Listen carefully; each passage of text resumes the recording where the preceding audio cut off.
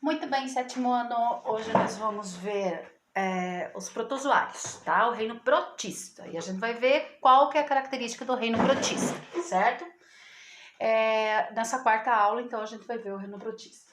O que é o reino protista? O reino protista são formados por seres eucariontes, unicelulares ou pluricelulares, autótrofos ou heterótrofos.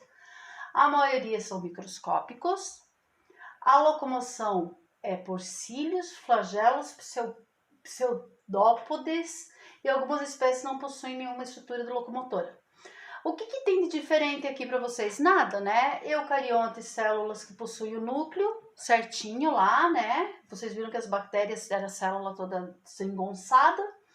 Unicelulares que possuem uma célula ou pluricelulares que possuem mais de uma célula. Autótrofos é que produzem seu próprio alimento, heterótrofos é que precisam de outro para se alimentar. A maioria é microscópica, ou seja, só visível com microscópio, certo? Então era isso ali que vocês já tinham visto. E os protozoários?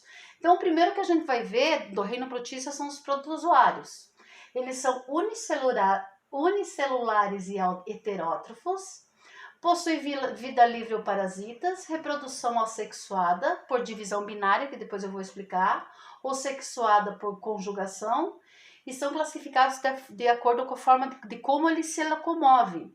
Vocês vão ver que eles têm uns tipos de locomoção diferentes, então é assim que eles são classificados.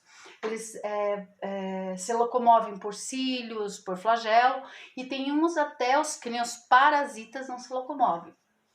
Então, os risópodos são protozoários que se locomovem e obtêm alimento através de prolongamentos do citoplasma, chamados de pseudópodos. Eu já chamo eles de pseudópodos, tá? Que é o exemplo da ameba. O pseudo aqui que significa que é sem, e podos é pés, então é sem pés, tá? Daí nós temos os flagelados. Os flagelados são protozoários que possuem um ou mais flagelos. O que é flagelos? É isso aqui, ó, tá? É esse filamentinho aqui. Isso são longos filamentos que vibram e permitem a locomoção desses seres e servem também para a captura de alimento. Um exemplo é o Trypanosoma cruzi. O que é o Trypanosoma cruzi? É o causador de uma doença, que a gente também já vai ver. E daí tem os ciliados. Os ciliados, eles possuem todo esse tipinho de cílio aqui, ó, tá? Por volta do corpo dele. Então é como se fosse cílios. Cílios dos nossos olhos, mas eles possuem um monte. E é através deles que eles se locomovem, tá? E um exemplo é o paramécio, que vocês também são causadores de doença. E daí nós temos os esporozoários, que são protozoários que não têm a estrutura locomotora, logo eles não se locomovem. A grande maioria é parasita, por isso que é o exemplo dos plasmódios. Mas como que eles chegam até lá? Eles acabam indo pelo sangue, né? Daí as doenças. Miebíase, malária, leishmaniose, toxoplasmose e doença de Chagas. O Trypanosoma cruzi, que é a doença de Chagas, ela é causada, o Trypanosoma cruzi, ela é causada por um mosquito, que é o mosquito percevejo, tá? Ó, fezes de um percevejo sugado de sangue, popularmente conhecido como barbeiro, que é o mosquito. Transfusão de sangue contaminado pelo protozoário de mãe para filha através da placenta com amamentação. Então, esse tipo de transmissão. Na maioria das vezes, nessas casinhas de pau a pique, essa doença é muito comum lá no norte, certo? Porque esse barbeiro aqui, ele vive muito nas frestas dessas paredes e ele também é acostumado em lugar quente. Daí o Trypanosoma cruzi vive no intestino do percevejo, que é o barbeiro. Como que é passada essa doença, né? O percevejo pica e suga o sangue das pessoas. Durante a picada, ele elimina as fezes que contêm o tripanossomos. Coção no local, os parasitas são introduzidos na pele através do orifício deixado pela picada. Ó, tá vendo? Através da corrente sanguínea, o tripanossoma chega ao coração e se fixam, causando inchaço no coração. Sintomas: febre ou inchaço ao redor do local da picada, feridas na pele e doenças cardíacas. Essa doença é também conhecida como coração grande, certo? Porque daí, quando ela provoca um inchaço no coração, já pode ser fatal, né? Pode levar à morte. Mas, como a professora falou, esse aqui é uma doença mais é de lugares muito, muito quentes e de lugares que as casas, como a gente disse, de pau a pique, são aquelas casas de barro feitas, sabe? Como a gente se previne dessas doenças? Tapar as fezes onde percevejos possam se esconder. Não são esses percevejos daqui, certo? São percevejos lá mais providos do norte. Substituir moradias de barro por de madeira e tijolo. Então, assim, aqui no nosso lugar é difícil encontrar, né?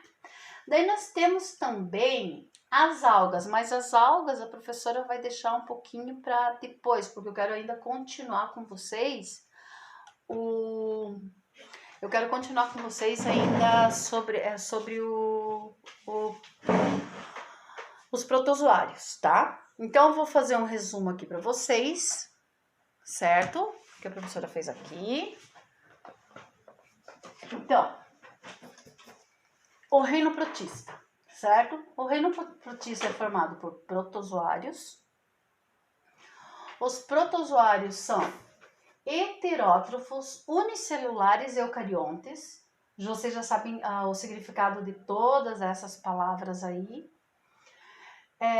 Eles são encontrados no solo, na água e no intestino dos certos animais, ou seja, eles gostam de lugares úmidos. No intestino dos animais, eles são parasitas, tá? A maioria parasita e causa doença. Alguns ajudam na digestão, mas são muito poucos. E os parasitas causam esses tipos de doença aqui, ó. Causam doenças, tá? Daí tem os tipos de locomoção que a minha professora falou para vocês. Cílios através de cílios, flagelados e pseudópodes, tá? As doenças, por exemplo, elas são a malária, a doença de Chagas, a leishmaniose. A malária é pelo mosquito anáfilos, a doença do Chagas pelo barbeiro, que é o exemplo que a professora deu ali de pau a pique, e a leishmaniose é pelo mosquito palha.